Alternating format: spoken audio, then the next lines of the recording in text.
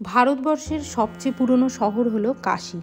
সনাতন হিন্দু ধর্মের সাথে যুক্ত অনেকগুলি শহরের মধ্যে অন্যতম হলো বারাণসী, বেনারস বা কাশী। এই শহরকে ঘাটের শহরও বলা হয় এবং এখানে ছোট বড় মিলিয়ে 84টা ঘাট আছে। তার মধ্যে অন্যতম হলো মণিকর্ণিকা ঘাট স্কন্ধ পুরাণে, যার বিশেষভাবে উল্লেখ করা রয়েছে, যাকে স্বর্গের দ্বারও বলা হয়। কারণ এখানে যিনি দাহ হবেন তিনি মোক্ষ লাভ করবেন। মোক্ষ লাভ করার অর্থ হলো তার আর পুনর্জন্ম হবে না, তিনি মুক্তি লাভ করবেন। আর কাশীতে বলা হয়, যেহেতু কাশীর কোতোয়াল ভৈরব, কাশীতে কখনোই যমরাজ প্রবেশ করতে পারেন না। কাশীতে যার মৃত্যু হয় তার মোক্ষ লাভ হবেই। তো এই মণিকর্ণিকা ঘাটের নাম কেন মণিকর্ণিকা হলো সেটা একটু বলি।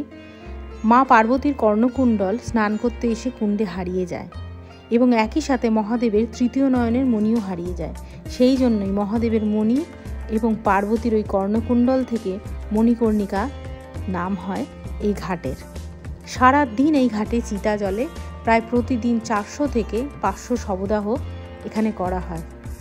আর এই ঘাটে আমি যখন গিয়েছিলাম তখন একটা জিনিস দেখলাম, যে কোনো মানুষের শরীরে যদি কোনো চিহ্ন নিয়ে সে মারা যায়, ধরুন সাপে কামড় বা কোনো পোকামাকড়ে কামড়ে মারা গেছে, তাকে কিন্তু গঙ্গা বক্ষে ভাসিয়ে দেওয়া হয়, তাকে কিন্তু দাহ করা হয় না। এটা আমি নিজে চোখে দেখেছি, এই ভিডিওর মধ্যেও সেটা উল্লেখ করা আছে। তো কাশী যখন আপনারা ঘুরতে যাবেন, বিশ্বনাথ মন্দির দর্শন করবেন, ভৈরব দর্শন করবেন, গঙ্গা বক্ষে ভ্রমণ করবেন এবং তার সাথে পায়ে হেঁটে মণিকর্ণিকা ঘাট ঘুরবেন।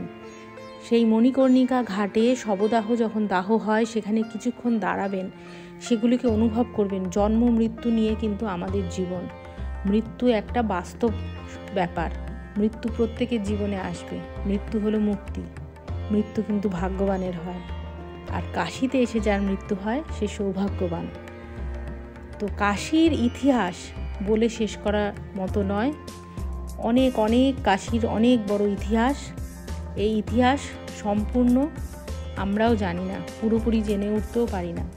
রহস্যময় এই কাশী, অনেক রকমের অনুভূতি, আর কাশীর গঙ্গায় ঘুরলে মনের প্রশান্তি।